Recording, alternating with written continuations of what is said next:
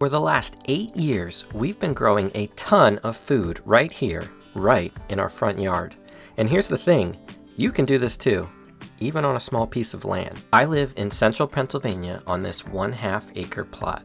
And today I want to give you a quick tour of our front yard homestead to show you exactly how we squeeze garden beds, chicken tunnels, compost systems, and even a chicken garden into this space, and transformed it from grass to a healthy ecosystem for other creatures as well. And I hope it inspires you, especially if you've ever thought, my yard's too small, or maybe next year. Stick around, you might just see what's possible. This is where it all began, our original 400 square foot garden. It started as a tilled up 20 by 20 patch with a few raised beds. We planted things randomly that first year, and while we had some success, we didn't have a plan. Since then, I've learned a lot, including taking a masterclass with J.M. Fortier, a world-class market gardener. I redesigned this space using techniques I learned from his market gardening course. Each of my 12 raised beds now have a dedicated role in a full season plan. Right now, the green beans are in the front beds and they're about to start producing, and the tomatoes in the center rows are trellised behind those green beans and should have a very productive month, this month of July. And we will be harvesting this wheat shortly to make our own bread. So be on the lookout for that video coming soon as I show how I am growing our own bread from start to finish from just 2 small raised beds. This 400 square foot garden space is a garden that works for you, not against you. If you would like to recreate it yourself, I wrote a book called The 400 Square Foot Garden that gives you the playbook step by step. And you can grab this book on Amazon or on our website. And when you sign up for our email list, you'll get the first chapter of that book for free. Right next to the 400 square foot garden is our chicken garden. This year, it's a 3 sisters garden where we planted corn, beans, and squash, most of which will feed our chickens. The corn also feeds us, and we're excited to grow enough to help reduce feed costs over the winter. The variety of corn we planted is called Anasazi sweet corn. It was hard to find, but the story is these seeds were found sealed in a pot in a cave in New Mexico where the Anasazi tribe lived. This corn is said to be drought tolerant and extremely hardy, and those were qualities that I was searching for in a sweet corn. And by the way, this also is a sweet corn, where most other corn of these kind of varieties are typically a dent corn. I'm excited to see all the different colors of the kernels, which I definitely will reveal to all of you when they are ready to be harvested. And that's right, I said a chicken garden. We are big on the idea of growing chicken feed instead of buying it. One day I told myself, why are we buying bags of feed for our chickens when we aren't sure those grains are even grown without chemicals? Those costs add up quickly, and is it even healthy for our chickens? Once I started questioning our own health choices and food choices for my family, I realized it only made sense to do the same for our chickens since we're eating the food that they produce too. So this year we're taking it a step further by growing an entire garden to feed them from our small front garden area. But using these 3 sisters planting techniques, we can grow so much more food in very little space. Directly behind our entire front garden, both the chicken garden and behind our 400 square foot garden area, is one of my favorite projects, our chicken tunnel system. It's a predator-safe run that lets the chickens graze these new areas throughout the yard without tearing up the yard, without tearing up my garden.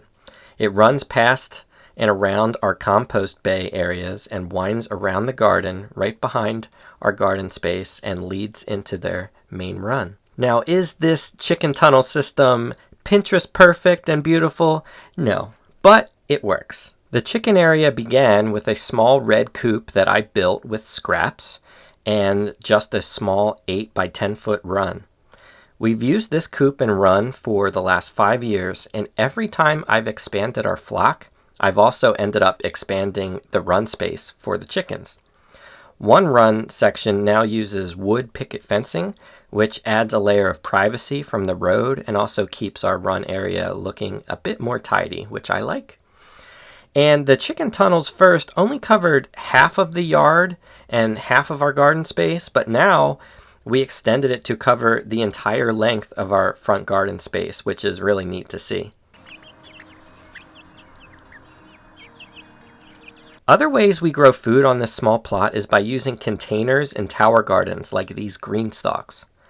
First, I tried using a budget version of the green stalk by creating a tower out of Dollar Tree stackable planters, but I found them not to be very reliable and too small of pots for most of the crops that I wanted to grow, including strawberries. So last year, I finally invested in these green stalk towers, and they are positioned right beside the chicken run, where I have easy access to the hose to water them, which you do right from the top section here, and it flows down to each tier of the garden.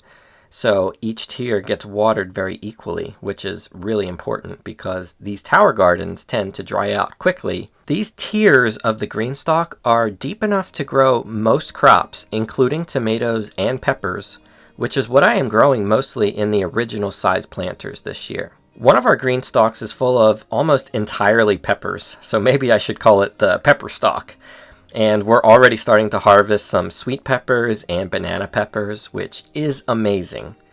Peppers are a crop I always seem to have to buy at the store, and I hate buying them at the store because they always have this waxy coating on the outside, and I just don't like that, and I feel like they're overpriced. But peppers are also easy to grow and save for over the winter months by storing them in baggies in the freezer. In the leaf green stalks, they are a bit more shallow and more suited for herbs and leafy greens. I grew strawberries in these last year, but for some reason the strawberries didn't survive the winter. Perhaps it got too cold in these small pots because all of my strawberries that I had planted directly in the ground came back and produced fruit just fine. So I am replanting these leaf planters where the strawberries died with different herbs and flowers. This would make for an excellent kitchen garden planter for different herbs that you typically use in the kitchen, and you could even have one of these on an apartment balcony. And they're also easy to move around, especially if you get the base model that comes with wheels, which of course I didn't. The green stalks don't take much space at all, and you can grow so much in just 2 square feet per each green stalk. If I were to plant 30 pepper plants in our garden, it might take up 30 feet of row space. But in the green stalk, it only requires 2 square feet. You can't beat that. There is another 1/4 acre of land on the other side of our driveway where we grow a lot more crops for us and for the farmers market. And really, lately, for the local wildlife who have been devouring everything there unless I cover my rows, and even then, the deer are literally walking over my row covers and poking holes in the fabric. So I'm not sure what to do about that other than put up a large fence, which I probably will do at some point when I get worked up and angry enough to finally do something about it.